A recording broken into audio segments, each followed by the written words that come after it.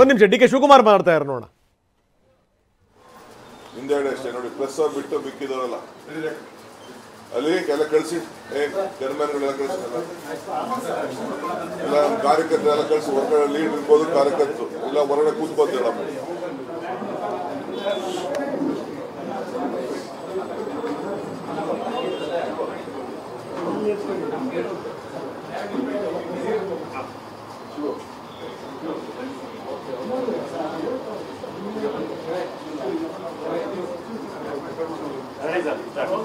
Okay,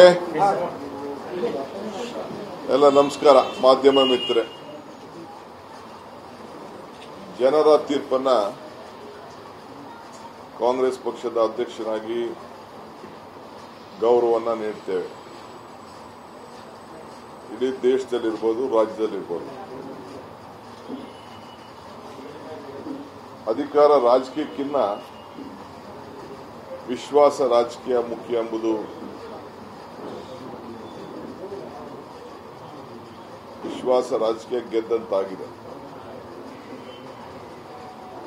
ಆದರೂ ಭಾವನೆ ಸೋತಿದೆ, ಬದುಕು ಗೆದ್ದಿದೆ ಇಡೀ ರಾಷ್ಟ್ರದಲ್ಲಿ. ಏನು ಬಿಜೆಪಿಯವರು 400ಕ್ಕೂ ಹೆಚ್ಚು ಸೀಟ್ ಬರ್ತೀವಿ ಅಂತ ಹೇಳ್ತಾ ಇದ್ರು, ಅದಾಗಿಲ್ಲ. ನಮ್ಮ ಸಾಧನೆ, ನಮ್ಮ ರಾಜ್ಯದಲ್ಲಿ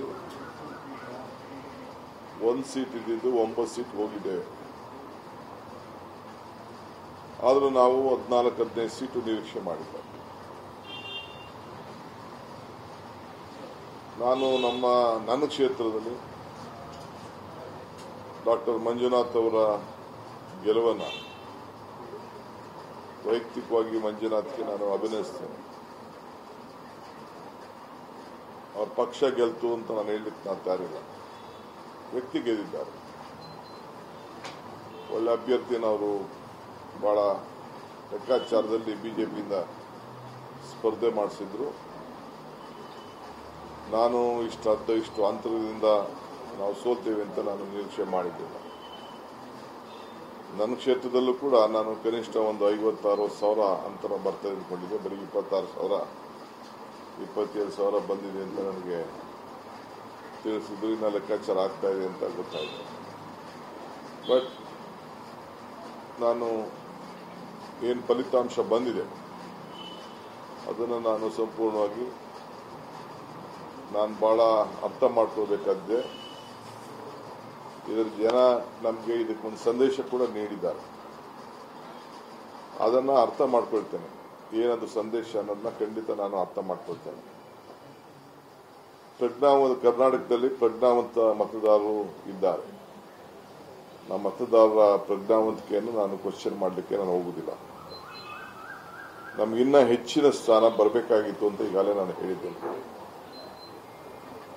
ಯಾಕೆ ಏನಾಗಿದೆ ಅನ್ನೋದನ್ನು ಖಂಡಿತ ನಾವು ಚಿಂತನೆ ಮಾಡ್ತೀವಿ. ಎಲ್ಲೆಲ್ಲಿ ಹೆಚ್ಚು ಕಮ್ಮಿ ಆಗಿದೆ, ಜನ ಎಲ್ಲಿ ಒಪ್ಪಿದ್ದಾರೆ, ಎಲ್ಲಿ ತಿರಸ್ಕಾರ ಮಾಡಿದ್ದಾರೆ ಅನ್ನೋದು ಕೂಡ ನಾವು ಸರಿಪಡಿಸ್ಕೊಳ್ಳಿಕ್ಕೆ ನಾವು ಪ್ರಯತ್ನವನ್ನು ನಾವು ಮಾಡ್ತೇವೆ.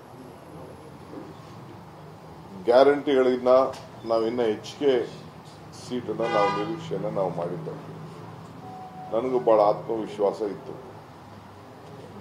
ಎಲ್ಲಿ ಹೆಚ್ಚು ಕಮ್ಮಿ ಆಗಿದೆ ಅನ್ನೋದನ್ನ ನಾನು ಈಗಾಗಲೇ ಹೇಳ್ದಂಗೆ ಸೀಟ್ ಬೈ ಸೀಟ್ ನಾವು ಪರಿಶೀಲನೆಯನ್ನು ನಾವು ಮಾಡ್ತೇವೆ. ಆದರೆ ಮೋದಿ ಅವರ ಏನು ಒಂದು ಜನಪ್ರಿಯತೆ ಕುಗ್ಗಿರೋದು ತಮಗೆಲ್ಲ ಅರ್ಥ ಆಗ್ತಾ ಇದೆ. ಹಿಂದಿ ಔಟ್ಲ್ಯಾಂಡಲ್ಲೂ ಕೂಡ ಏನು ಅವ್ರು ಬಹಳ ನಿರೀಕ್ಷೆ ಮಾಡಿದ್ರು ಬೇರೆ ಬೇರೆ ರಾಜ್ಯಗಳಲ್ಲಿ, ಅಲ್ಲೆಲ್ಲ ಆಗಿದೆ. ಆದರೆ ಲೋಕಲ್ ಅಕ್ಕಪಕ್ಕ ಕೆಲವು ಆಂಧ್ರದಲ್ಲೆಲ್ಲ ಅವ್ರಿಗೆ ನಿರೀಕ್ಷೆ ಇರಲಿಲ್ಲ. ಅಲ್ಲಿ ಸ್ವಲ್ಪ ನಂಬರ್ ಬಂದಿರೋದ್ರಿಂದ ಅಲ್ಲಿ ವೆಸ್ಟ್ ಬೆಂಗಾಲ್ ಅಂತೀನಿ, ಒರಿಸ್ಸಾ ನಂಬರ್ ಬಂದಿರೋದ್ರಿಂದ, ನಮ್ಮ ಬಿಹಾರಲ್ಲೂ ಕೂಡ ಅವ್ರಿಗೆ ನಂಬರ್ ಬಂದಿರೋದ್ರಿಂದ ಅಲೈನ್ಸ್ ಪಾರ್ಟ್ನರ್ ಜೊತೆಯಿಂದ ಅವ್ರಿಗೆ ಬೆಂಬಲ ಸಿಕ್ಕಿದೆ. ಹೊತ್ತು ನಂಬರ್ ಬಂದಿದೆ. ಹೊತ್ತು ಸಂಪೂರ್ಣವಾಗಿ ಬಿಜೆಪಿಗೆ ನಂಬರ್ ಇಲ್ಲ ಅನ್ನೋದನ್ನು ನೀವು ಒಪ್ಕೊಳ್ಳೇಬೇಕು, ನಾವು ಒಪ್ಕೊಳ್ಳೇಬೇಕು. ಅಯೋಧ್ಯೆ ಅಂತ ಕಡೆನೇ ಬಿಜೆಪಿಗೆ ಮುಖಭಂಗ ಆಗಿದೆ.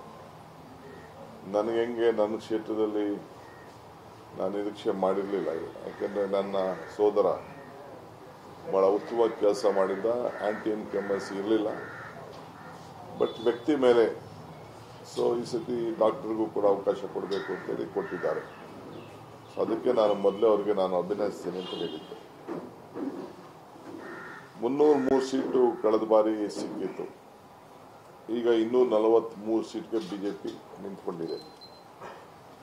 10 ವರ್ಷದ ನಂತರ ಕಾಂಗ್ರೆಸ್ ಪಕ್ಷಕ್ಕೆ ಈ ನಂಬರು ಮತ್ತೆ ಬಂದಿದೆ.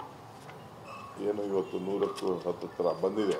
ಅದು ಕೆಲವು ಬೇರೆ ಬೇರೆ ಏಜೆನ್ಸಿಗಳಲ್ಲಿ ಬೇಕಾದಷ್ಟು ಪ್ರಯತ್ನವನ್ನು ಮಾಡಿದ್ರು ಉತ್ತರ ಭಾರತದಲ್ಲಿ, ಅದೇನು ಎಫೆಕ್ಟ್ ಆಗಲಿಲ್ಲ. ಸೊ NDAಗೆ ನಿಚ್ಚಳ ಬಹುಮತ ಇಲ್ಲ ಅನ್ನೋದಕ್ಕೆ ನಂಬರ್ಸ್ ಇರ್ಬೋದು. ಬಟ್ ಅಡ್ಜಸೆಂಟ್ ಪಾರ್ಟಿ ಬೇರೆ ಬೇರೆ ಅವರ ಪಾರ್ಟಿ ಅಲಯನ್ಸ್ ಪಾರ್ಟಿಗಳಿಂದ ಸ್ವಲ್ಪ ಅವರಿಗೆ ಅನುಕೂಲ ಆಗಿದೆ. ಆದರೆ ನಮ್ಮ ಕಾಂಗ್ರೆಸ್ ಪಕ್ಷದ ಮೇಲೆ ವಿಶ್ವಾಸ ಹೆಚ್ಚಾಗಿದೆ.